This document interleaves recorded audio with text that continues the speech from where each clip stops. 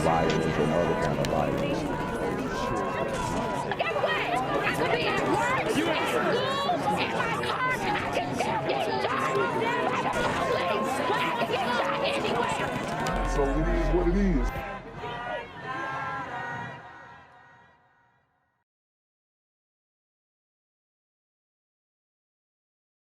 What's good, YouTube? It's a Black Gen Z Mindset. Make sure you go ahead and like, comment, share, subscribe. And let's get into the video. So guys, this one is pretty scary. These dudes is pulling up in Kroger on demon time, all right? $10,000 reward offered in a Douglasville armed Kroger robbery. Authorities are offering a $10,000 reward in connection to an armed robbery last week at Douglasville grocery store. The robbery happened around 2 a.m. on December 10th at the Kroger on Chapel Hill Road. According to Douglasville police, the suspect entered the store armed with a gun and robbed the employees. The suspect assaulted several employees before forcing one of them to drive him to the east side of Atlanta, where he took off on foot. I know that person was scared as a mug. The suspect is described as a black male between 5'7" and 5'10", armed with a black semi-auto handgun. That could be anybody. And he was able to walk into this Kroger, like I said, because of COVID. Because he has his mask on, he has his hood on, and he's got the gloves on. Nobody batted. I guarantee nobody bat an eye until he pulled out the gun. Nobody thought it was any strange or out of place until he pulled the strap out and started aggressively robbing employees, assaulting them, and forcing one to make him or to take him to the east side of Atlanta. If this can happen to you at the grocery store, it can happen to you anywhere. Look at all these different angles. They got them cameras. It doesn't matter.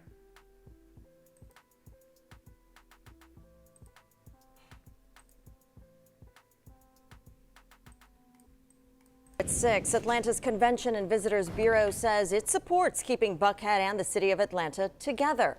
Today, the Bureau sent us a statement saying, "We acknowledge there are issues that must be addressed with meaningful solutions. However, we believe the city is strongest when it is united as a single destination for our tourism and convention business."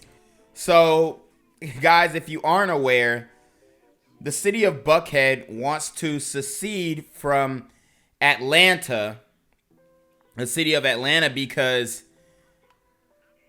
the crime. Because the city of Atlanta is going softer and going woker. And Buckhead wants to secede and be their own city, have their own police force. And I don't blame them. They should. Because Buckhead has gotten out of control. We've covered multiple shootings in Atlanta, multiple shootings in Buckhead. And it's about time that they do something about it. So I support this wholeheartedly, because if the city of Atlanta doesn't want to get it together, then other cities within should leave and create their own police force and get their own funding. Because we know if Buckhead secedes financially, that will hurt the city of Atlanta. Yeah, it will. And it's the city of Atlanta's fault for being soft on crime. Mayors like Keisha Lance Bottoms, who weren't in support of the police when the Rashard Brooks situation went down, when we all know Rashard Brooks was in the wrong. Also new at 6 o'clock, Atlanta's newly elected mayor talked about the controversial Buckhead cityhood issue before a national audience today. Mayor-elect Andre Dickens appeared on GMA3 this afternoon. He said the city is working to bring crime levels down. He also said this movement to separate Buckhead from Atlanta is being led by an outsider.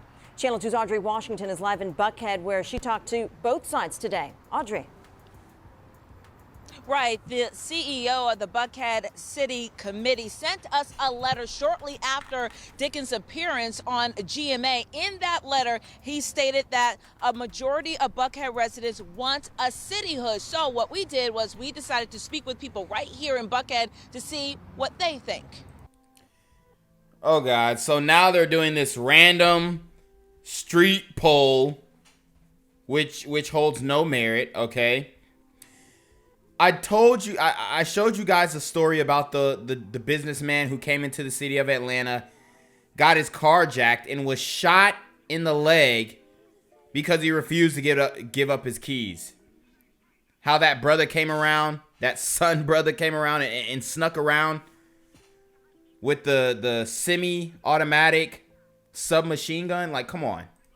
Exit and separation is not the answer to... It didn't take too long for Atlanta Mayor-elect Andre Dickens to weigh in on the Buckhead cityhood issue. All of the major big businesses across America. So this is the new mayor who's going to be coming in 2022, Andre Dickens.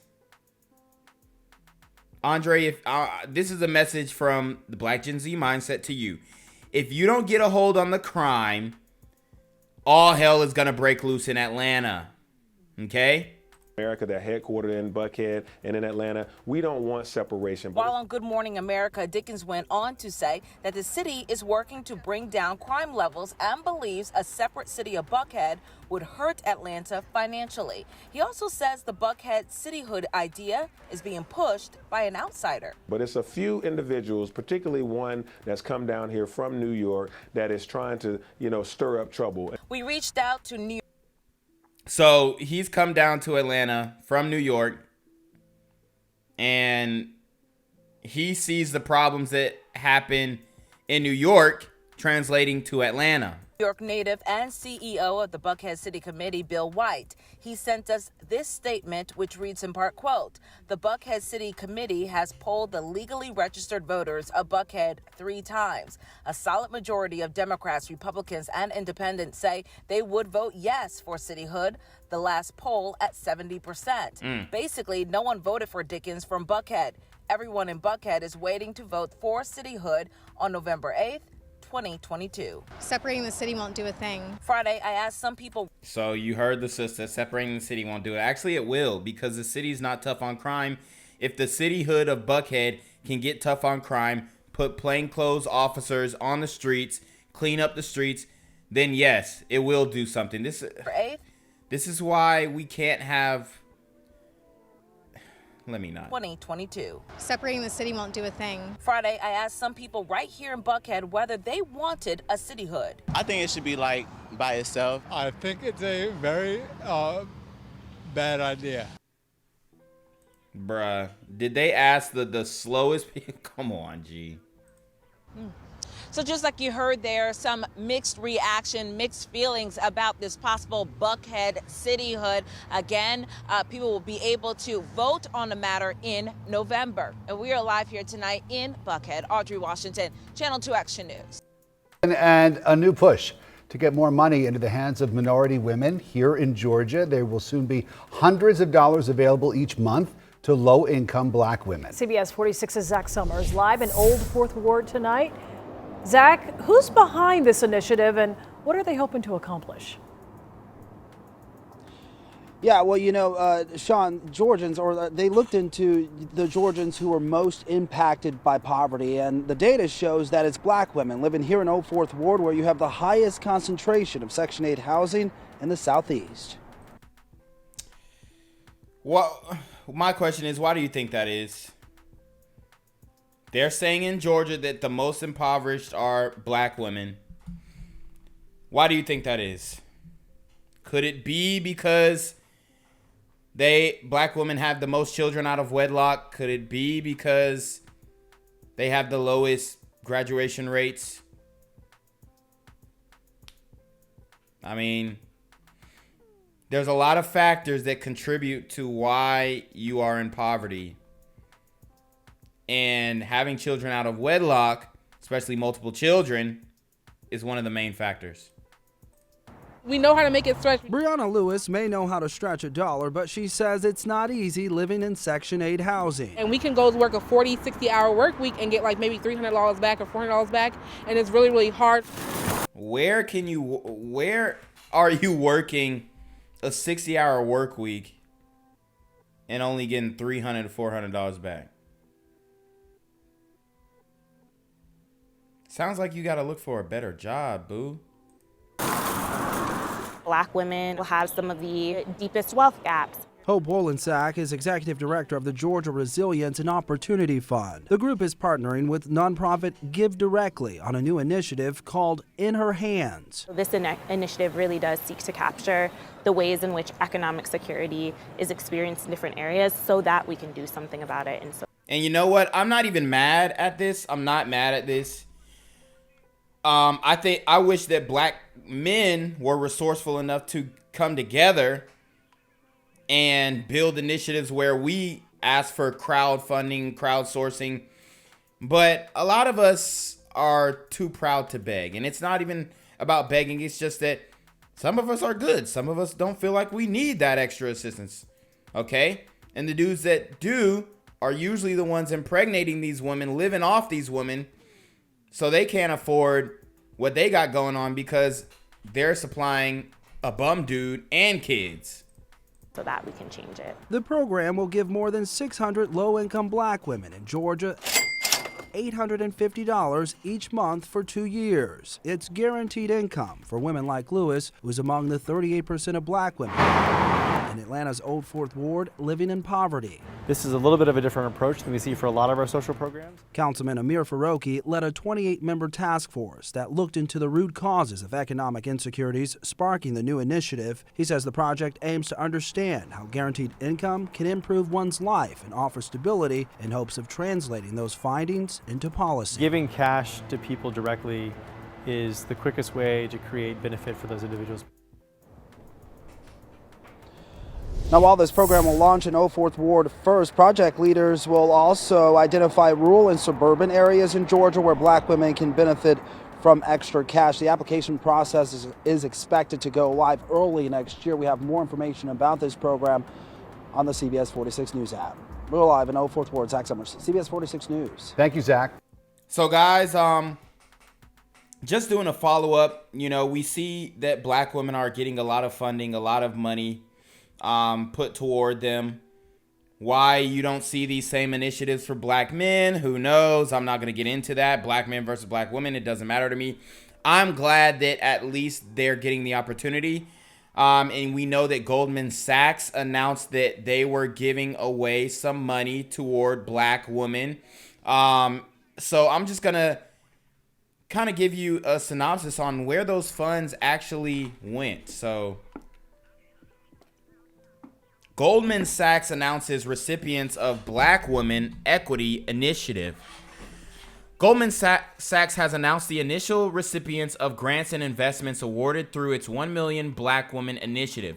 Launched in March, the $10 billion initiative, which includes $100 million in philanthropic capital, is aimed at advancing racial equity and economic opportunity by investing in Black women. Initial recipients of investment capital and grants include Birth Center Equity, which was awarded a grant to assist Black women-led community birth centers in providing access to new resources. The New York City COVID-19 Loan Facility, which will fund critical staffing needs related to the COVID-19 vaccination process and patient care at the city's safest net hospitals. Prosperity Project in East Palo Alto, California, which will receive funding for an initiative that provides personalized financial coaching and retroactive scholarships to help manage student loan debt. Springboard to Opportunities Magnolia Mothers Trust in Jackson, Mississippi, which was awarded support for a program that provides Black mothers living in extreme poverty with a $1,000 monthly stipend. So they're getting a $1,000 monthly stipend in Jackson, Mississippi, and then they're getting $850 for 2 years in Georgia. And the Columbus-based Women's Fund of Central Ohio in support of an initiative to address the systematic funding gap faced by nonprofits led by women of color. What has resonated with me is how Black women have grit and toughness and the willingness to get out there and make it work, said former U.S. Secretary of State Condoleezza Rice, a member of the 1 Million Black Women Advisory Council. As we make these investments and grants, along with that comes agency. Our partners will have responsibility. None of this will come as a surprise to Black women who have been sacrificing and working hard for a couple of centuries now. All right, so the last story that I have for you guys is actually about a black woman.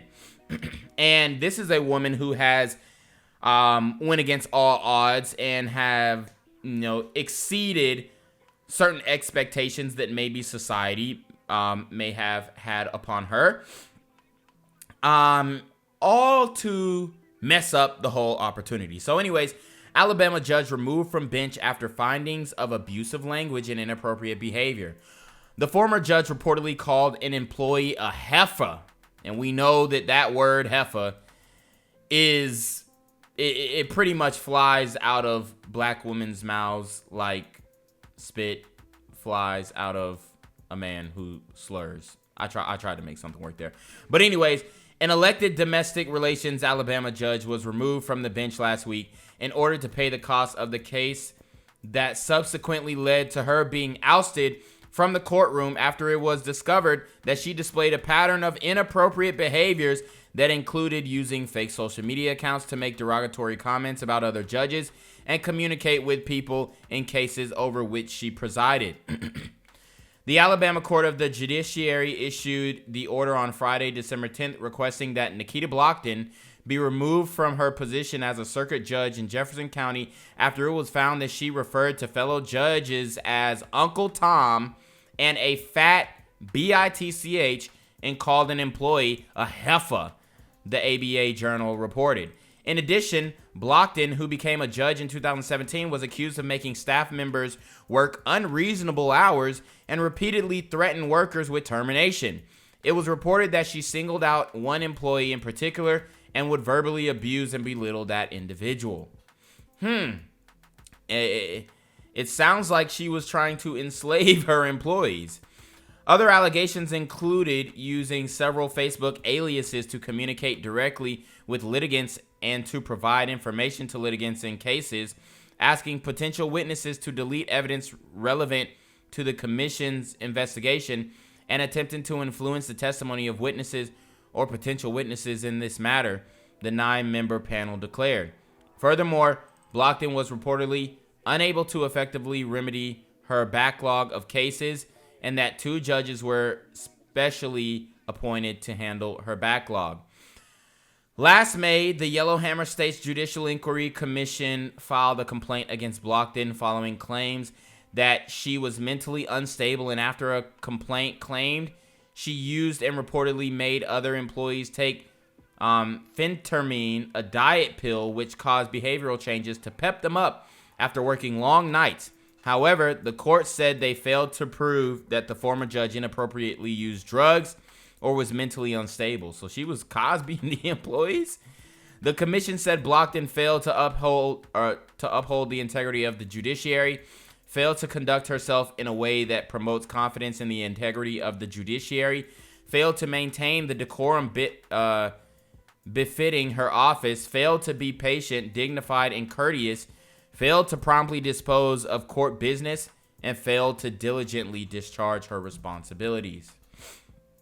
So, guys, it appears that Michelle Odenay is not the only judge that is in trouble right now. And this is her being brought up to the stand. She's getting grilled. You about to lose your job. It's crazy, man. Obviously, she was doing the most. And let me know in the comments section what you guys think is worse, what Michelle Odenay did or what this judge did. Because clearly she's out of line. Gang violence and other kind of violence.